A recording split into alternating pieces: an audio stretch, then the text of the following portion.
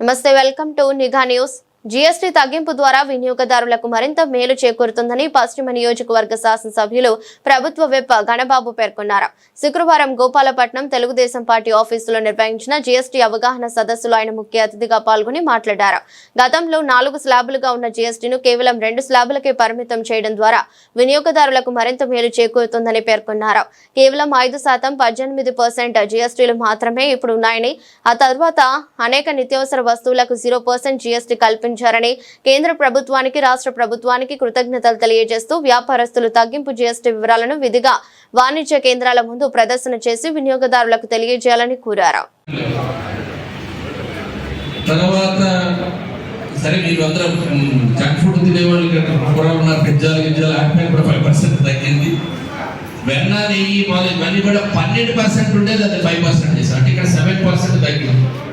Cheese కూడా 12% ఉండేది, 5 అయింది. డ్రై ఫ్రూట్స్, బాదం, పిస్తా, హ్యాజల్నట్స్, ఖర్జూరం ఇలాంటివన్నీ కూడా 12% ఉండేది, ఇప్పుడు 5%. ఇక్కడ కూడా 7% తగ్గింది. చాక్లెట్లు, పేస్ట్రీలు, కేక్లు, బిస్కెట్లు నాలంటోడికి 18%ది 5% వచ్చింది. ఇది కూడా చాలా ఆల్మోస్ట్ 12% తగ్గింది. ఇక్కడ చాక్లెట్లు తినేవాళ్ళు ఎవరు తింటారంటే అందరికి ఆరోగ్య సమస్య, చిన్నపిల్లలకి ఇది. సో ఇవన్నీ కూడా ప్రతి అంశం తెలియాలని ఉద్దేశంతో నేను చెప్తున్నా. ఇలాగే పాస్తా, నూడిల్స్ వీటిపై కూడా 12% 5% వచ్చింది. తర్వాత మొక్కజొన్న కూడా, వాటికి కూడా ఈరోజు 18%ది 5% వచ్చింది. ఈ పచ్చళ్ళు ఉంటాయి కదా, పచ్చళ్ళ బాక్సుల మీద 12% ట్యాక్స్ వాళ్ళకి 5% పికిల్స్కి. అది కూడా పండు జ్యూసెస్ పైన కూడా 12% ఉండేది, 5% వచ్చింది. ఈ ప్యాక్డ్ కోకోనట్ వాటర్ అమ్ముతున్నారు ఇప్పుడు, ప్యాక్డ్ కోకోనట్ వాటర్ దానిపైన కూడా 12% 5% వచ్చింది. షుగర్ పైన 12% 5% వచ్చింది.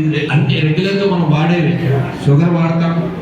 కాఫీ కూడా 18% ఉండేది, 5% వచ్చింది. కరివేపాకు పేస్ట్, సలాడ్, డ్రెస్ కూడా 12% 5%.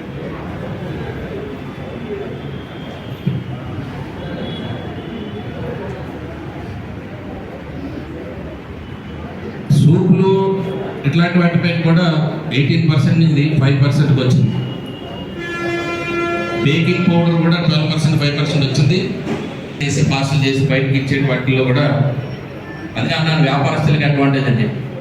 ఈరోజు ప్యాకెడ్ యూనిట్ మీద కూడా 12% 5% వచ్చినాయి.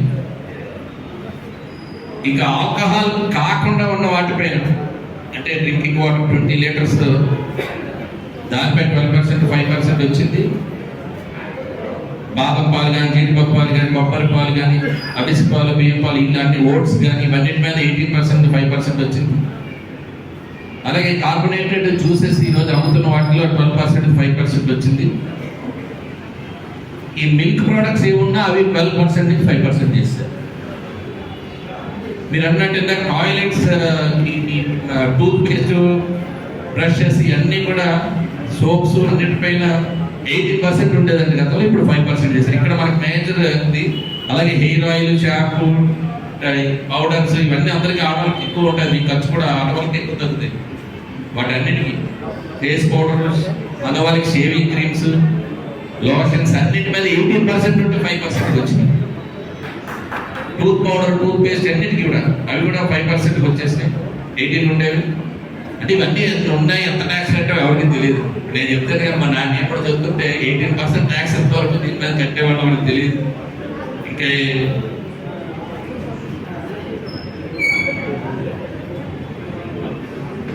బేబీ నాప్కిన్స్ కానీ, ఫీడింగ్ బాటిల్స్ కానీ, అంటే చిన్నపిల్లలకి ఎవరైతే గర్భిణీ స్త్రీలు ఉన్నారో వాటికి ఇచ్చేటువంటి డైపర్స్ కానీ ఇవన్నీ మీద కూడా 12% 5% వచ్చింది. అది చాలా యూస్ఫుల్. మన హాస్పిటల్స్లో కూడా కొవ్వొత్తులకి కూడా 12% 5% వచ్చింది. కరెక్ట్గా దీపావళికి మనకు మంచి ఉపయోగం. దీపావళి కొవ్వొత్తులు వెలిగిస్తున్నారా, కొంతమంది వెలిగిస్తారు. ఇప్పుడు గాలికి వంటగది పాత్రలు, స్టీలు, అల్యూమినియం, రాగి, ఇంతటి అన్నిటి మీద 12% 5% వచ్చింది. కిరోసిన్ 12% 5% వచ్చింది. ఇప్పుడు ఎలాగో కట్టెలు పొయ్యి లేవు కాబట్టి కిరోసిన్. కుట్టు యంత్రాలు, మెయిన్ సూయింగ్ మెషిన్ మీద కూడా 12% 5% వచ్చింది. రబ్బర్ బ్యాండ్లు 12% 5% వచ్చింది. ఈ జిమ్ ఎక్విప్మెంట్ అన్నిటి మీద కూడా, అలాగే ల్యాబ్ నోట్ బుక్స్ కూడా 12% జీరో చేశారు. టోటల్గా అది ప్రమోట్ చేయడానికి అనుకుంటున్నాను, మొత్తం జీరో చేశారు. ఇప్పుడే కొత్తగా జిమ్ కొన్నాడు మొన్నే, మా గోపాలపట్నం అక్కడ బంక్ దగ్గర ఓపెన్ చేసాం. పాపం ఇప్పుడు కొద్ది కాలం ఆగితే ₹1,00,000 12,000 తగ్గేది. నిన్ననే మా ఈ లాస్ట్ వీక్ 2 వీక్స్ బ్యాక్ మా సత్యరాజ్ గారు కారు కొన్నారు అలా పైకి. ఎంత ఎంత ఎంత పడింది? 85,000. ఇప్పుడు కొట్టి 80,000 వచ్చేది. 80,000 ట్యాక్స్ తగ్గేది. అనవసరం ముందు కొన్నాను అనుకోండి ఇప్పుడు తెలియక. సో అందరూ ముందు కొనుక్కున్న అందరూ కూడా ఇలాంటి మేజర్ వస్తువులకి, అలాగే పెన్సిళ్ళు, ట్రైన్లు, పెన్సిల్ ఇవన్నీ జీరో చేశారు. స్కూల్ ఎడ్యుకేషన్ సంబంధించిన అన్ని స్కూల్ చేశారు. ఇప్పుడే మన నారాయణ చెప్పినట్టు వ్యాధులు, క్యాన్సర్ మందులకి సంబంధించి అనేక మందులకి గతంలో 5 నుంచి 12 వరకు ఉండేది. అది మొత్తం జీరో చేశారు, టోటల్ జీరో చేశారు. హోమియోపతి కూడా 12% ఉంటే అది 5% చేశారు. మెయిన్ అప్పుడు కోవిడ్ టైంలో ఆక్సిజన్ పరిగెత్తేవాళ్ళు. ఆ ఆక్సిజన్ కూడా 12% ఆక్సిజన్ సిలిండర్, అంటే హాస్పిటల్స్కి చాలా విసులుబాటు. హాస్పిటల్ మేనేజ్మెంట్కి ఆక్సిజన్ పైన కూడా 5% తీసుకొచ్చారు. అంటే ఆల్మోస్ట్ 7% తగ్గింది. అది ఏంటని చెప్పిన డయాగ్నోస్టిక్ కిట్లు కానీ, ఈ గ్లూకోమీటర్స్ కానీ, స్ట్రిప్స్ ఇవన్నిటి మీద కూడా, అంటే మెడికల్ ఎక్విప్మెంట్కి దానికి కూడా 12% నుంచి 5% ఇచ్చారు. ఇది హాస్పిటల్స్ కానీ చిన్న చిన్న ల్యాబ్స్కి ఇది వెసులుబాటు. అంతకుముందు అయితే మన దగ్గర కోవిడ్ టైంలో పల్స్ ఆక్సిమీటర్స్ కానీ అన్ని కొనిస్తున్నాం అందరూ. ఒక్కరింట్లో చాలా మంది రెగ్యులర్గా టెస్ట్ చేసుకునే పరిస్థితి. సిబిఐ అవన్నీ కూడా ఆ టైంలో బాగా రేట్ కూడా పెంచారు, క్వాలిటీ కూడా తగ్గిపోయింది. ప్రత్యేకంగా మ్యానుఫ్యాక్చరింగ్ చేసి పడేశారు ఎక్కడ పడితే అక్కడ.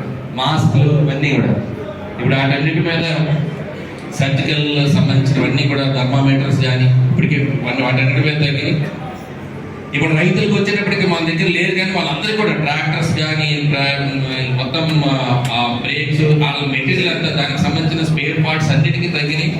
హార్వెస్టర్స్ కానీ, కోళ్ళ పెంచడం, పెంపకందారులకు కానీ, స్ప్రింక్లర్లు, అలాగే ఈ డ్రిప్ ఇరిగేషన్ చేసుకునే వాళ్ళకి అందరికీ కూడా 12% ట్యాక్స్ ఉండేది. ఈ కంపోజ్డ్ యూనిట్స్ అన్నిటి కూడా రైతులకు సంబంధించి కూడా 5% చేశారు.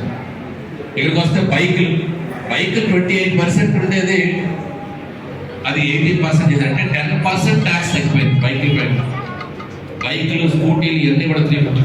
చిన్న కార్లకి 28% నుంచి 18% చేశారు.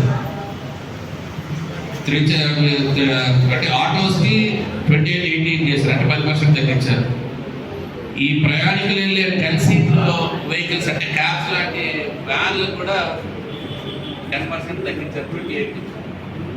దాని స్పేర్ పార్ట్స్ కూడా ఈ 28 నుంచి 18 చేశారు. సైకిళ్ళు కూడా 12% 5% చేశారు. సిమెంట్ ఇప్పుడే మా ఎఫ్సీ గారు చెప్పినట్టు 28% 18 అంటే 10% తగ్గింది సిమెంట్. ఈ గ్రానైట్, ఇసుక ఇవన్నీ కూడా 12% 5 వచ్చింది. పాలరాయి ఇవన్నీ ఫ్లోరింగ్ సంబంధించినవి, టైల్స్ మీద కూడా. ఈ వ్యవసాయ వర్గాలను తయారు చేసిన పార్టికల్ బోర్డ్స్ మీద కూడా 12% 5 వచ్చింది. వెదురు ఫ్లోరింగ్, తర్వాత ప్యాకింగ్ కేసులు, ప్యాలెట్లు ఇవన్నీ కూడా తగ్గినాయి. Television main LED, LCD TV సెట్ల మీద 28 నుంచి 18% అంటే 10% టీవీలు కూడా తగ్గినాయి. టీవీలు, ఫ్రిడ్జ్లు, మానిటర్స్, ఎయిర్ కండిషనర్స్, ఏసీలు కూడా 10% తగ్గింది. వేసవకాలంలో advantage. Dish washers, solar water heater system, solar cookers, ట్రైసైకిళ్ళు, స్కూటర్లు, పెడల్ కార్లు, మొత్తం బొమ్మలు ఇవన్నిటి కూడా, అంటే పిల్లలే అంటే టాయ్స్ మీద కూడా ప్లే ఐటమ్స్ ఉన్నాయి కదా, వాటన్నిటి మీద తగ్గినాయి. ఈ బొమ్మలు, తంజావూరు బొమ్మలు, వస్త్ర బొమ్మలు, వీటి మీద కూడా 12 ఉంటాయి. చదరంగం, ప్లేయింగ్ కార్డ్స్ వీటి మీద కూడా, ఇండోర్ గేమ్స్ ఉండేటువంటివన్నీ కూడా 12% ఇచ్చారు. ఇందాక చెప్పినట్టు జిమ్ ఎక్విప్మెంట్ కూడా మ్యాక్సిమం తగ్గించారు 12 నుంచి 5కి.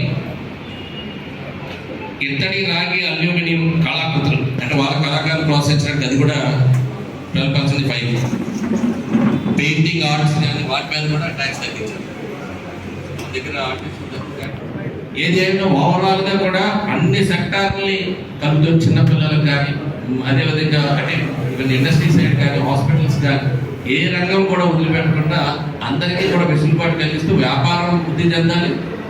మన వినియోగదారునికి కూడా ఇది డెఫినెట్గా ప్రతి ఒక్కరికి ఏదో ఒక రూపంలో ఉంటుంది. అందుకని మనం కొన్ని షాప్స్ కూడా కొనుక్కునేటప్పుడు, ఎందుకంటే ఇప్పుడు కొంత పాస్ స్టాక్ ఉంటుంది, ఇప్పుడు ప్రస్తుతం కొంతమందికి అది అవి ఆచరణలోకి వచ్చినప్పుడు నెక్స్ట్ లెవెల్ షాప్స్కి వచ్చేటప్పటికి ఆ ట్యాక్సెస్ అన్ని కూడా అమలు అవుతున్న తీరుని మీరందరూ కూడా వర్తకులందరూ కూడా గమనించాలని తెలియజేసుకుంటూ, ఒక మంచి కార్యక్రమం, మంచి ఉద్దేశంతో పెట్టినటువంటి జిఎస్టీని ఒకవైపు ముఖ్య ఉద్దేశం ప్రభుత్వానికి ఆదాయం దొరుకుతుంది. దీనివల్ల కేంద్ర రాష్ట్ర ప్రభుత్వాలు ట్యాక్సెస్ తగ్గినందువల్ల వినియోగం పెరగాలనేటువంటి ఉద్దేశం దీనిలో ఉంది. సో వినియోగం పెరిగి దానివల్ల ఆర్థికంగా ఎక్కడా లోటు లేకుండా చేస్తూ ఎక్కువ ప్రమోషన్ కూడా, వ్యాపార సంస్థలు పెరగాలి, వ్యాపారస్తులు కూడా పెరగాలి. ఇందాక డీమార్ట్ గురించి చెప్పారు.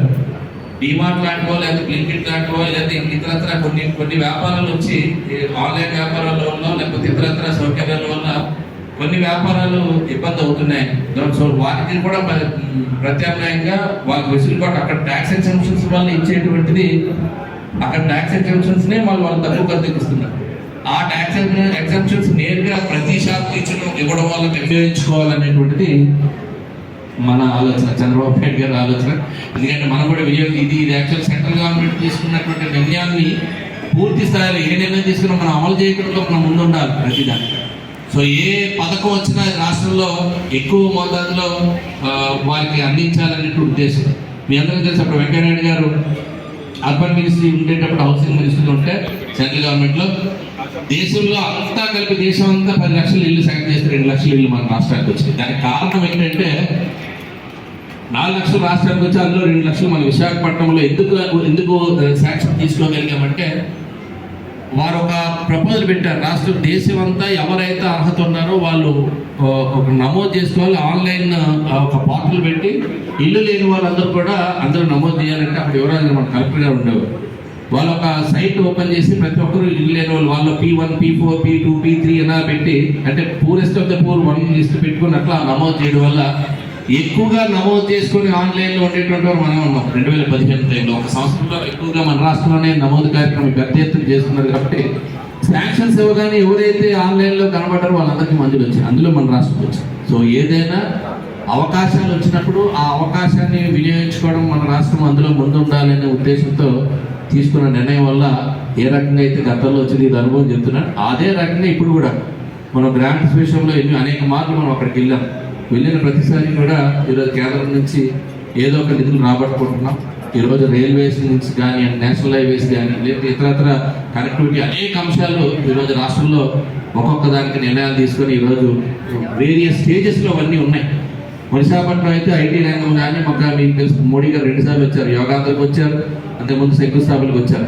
ఇవన్నీ కూడా ఫలితాలు మొదలైనవి. 1-2 ఏళ్లలో విశాఖతో పాటు మన ఆంధ్ర రాష్ట్ర రూపురేఖలు మారబోతున్నాయి అనే దానిలో ఎలాంటి సందేహం ఎవరికి ఉండక్కర్లేదు. ఆ రకంగా అడుగులు పడుతున్నాయి. అవన్నీ కూడా మన జీవన శైలిలో రానున్న రోజుల్లో ఆ మార్పులు కనబడతాయని చెప్పి అందరికీ మనవి చేసుకుంటూ, దాంట్లో భాగంగానే జిఎస్టీ కూడా మనందరికీ కూడా ఉపయోగపడాలని చెప్పి మనస్ఫూర్తిగా కోరుకుంటూ, మా వర్తక సోదరులు వ్యాపారాలు మాని వచ్చారు. ఈరోజు దసరా సీజన్ అయిపోయింది, బాగా కష్టపడి బాగా రిలాక్స్గా ఉన్నారు. సో ఈరోజు ఏముండదు, ఈరోజు కూడా అందరూ దసరా మూడ్లో ఉన్నారు. అందరూ మా స్టాఫ్ కూడా నెక్స్ట్ వరకు దసరా మూడ్లో కనపడలేదు నాకు 2 రోజులు. సో మీరందరూ కూడా వచ్చారు కాబట్టి సంతోషం మీ అందరికీ. ఒకసారి మీతో పాటు అక్కడ వర్తక ఆఫీస్ వరకు ఒక ర్యాలీకి వెళ్ళినాక ఈ సమావేశం